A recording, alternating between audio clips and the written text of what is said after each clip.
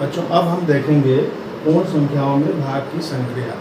तो पूर्ण संख्याओं में भाग की संक्रिया का पहला जो प्रगुण है वह है समवरक प्रगुण। जैसे हमने गुणन में देखा था समवरक प्रगुण कि दो पूर्ण संख्याओं का गुणन भी एक पूर्ण संख्या ही प्राप्त होती है। तो आइए हम देखते हैं कि भाग में भी क्या यह प्रगुण लागू होता है। तो अगर हमने कोई संख्या ले ली 24 और इसे हम भाग दे रहे हैं 6 से, तो क्या मिलता है 6 चौके 24 यानी कि 4 मिलता है। तो 24 भी एक पूर्ण संख्या है, 6 भी एक पूर्ण संख्या है और 4 भी एक पूर्ण संख्या है। यहाँ तो लागू हो रहा है। लेकिन अगर हम कोई संख्या विषम लेते हैं और उसे हम इस तरीके से भाग दें तो 17 डिवाइडेड बाई 2 ये क्या मिलता है 8.5 मिलेगा, अर्थात यह एक पूर्ण संख्या नहीं है। यानी कि हमने एक पूर्ण संख्या में दूसरी पूर्ण संख्या से भाग दिया और जो रिजल्ट आया, जो उत्तर प्राप्त हुआ वह एक पूर्ण संख्या नहीं है। तो हम कह सकते हैं कि पूर्ण संख्याओं में भाग की संक्रिया समवरक प्रगुण का पालन नहीं करती है। तो इसे हम लिखेंगे समवरक प्रगुण पालन नहीं होता।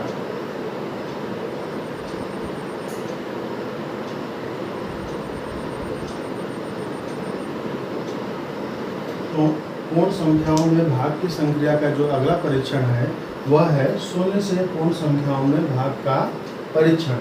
तो भाग का परीक्षण हम रिपीटेड सब्ट्रैक्शन यानी कि बार बार घटाने के माध्यम से हम परीक्षण करेंगे कि क्या किसी संख्या में शून्य घटाने से क्या हमें भागफल शून्य प्राप्त होता है।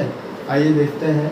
यदि हमने एक पूर्ण संख्या 8 ले ली और उसमें से शून्य घटाते हैं तो भी यही हमें 8 ही प्राप्त होगा और यह प्रक्रिया दोबारा या तिबारा दोहराने पर भी हमें कभी भी शून्य प्राप्त नहीं होता है।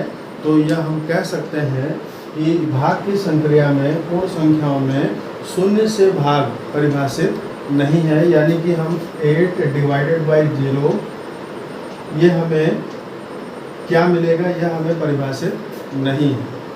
बच्चों भाग की संक्रिया में जो तीसरा परीक्षण है वह है पूर्ण संख्याओं में 1 से भाग का परीक्षण। तो 1 से भाग देने पर किसी भी पूर्ण संख्या में 1 से भाग देने पर हम जानते हैं कि सदैव वही संख्या प्राप्त होती है।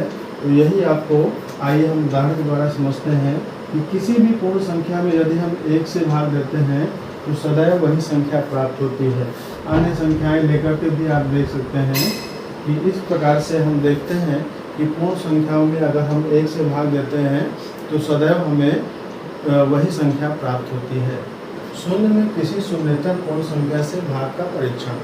तो यदि हम शून्य में किसी शून्येतर अर्थात शून्य से अलग किसी भी संख्या से यदि हम भाग देते हैं तो भागफल सदैव शून्य ही आता है। आइए हम इसे एक उदाहरण से समझें कि यदि हम 0 में 5 से डिवाइड करते हैं तो भागफल सदैव 0 आएगा। या कोई भी संख्या हम ले लें, शून्य में 3 से डिवाइड कर लें तो भी आपका भागफल क्या आता है, शून्य ही आता है। तो हम ये कह सकते हैं कि शून्य में किसी शून्येतर संख्या से भाग देने पर भागफल सदैव शून्य ही आता है। भाग की संक्रिया में जो पांचवा परीक्षण है वह है किसी शून्येतर पूर्ण संख्या में उसी शून्येतर पूर्ण संख्या से भाग देना। तो अगर हम किसी भी शून्येतर पूर्ण संख्या यानी किसी भी नॉन जीरो नंबर जो शून्य न हो, अशून्य संख्या में उसी संख्या से भाग दें तो भागफल सदैव 1 प्राप्त होता है। आइए इसका हम परीक्षण करके देखते हैं। यदि हमने 5 में 5 से डिवाइड किया तो भागफल सदैव 1 आएगा। या कोई भी अन्य संख्या 7 लेते हैं और उसमें उसी संख्या से भाग देने पर भागफल सदैव 1 आता है। आप देख सकते हैं कि 5 डिवाइडेड बाई 5 5 1 जा 5 यानी कि 1 ही आएगा। तो इस तरीके से हम कह सकते हैं कि किसी शून्येतर पूर्ण संख्या में उसी पूर्ण संख्या से भाग देने पर भागफल सदैव 1 प्राप्त होता है। तो इस तरीके से आपने देखा कि पूर्ण संख्याओं में भाग की संक्रिया के क्या क्या प्रगुण हैं और क्या क्या नियम हैं।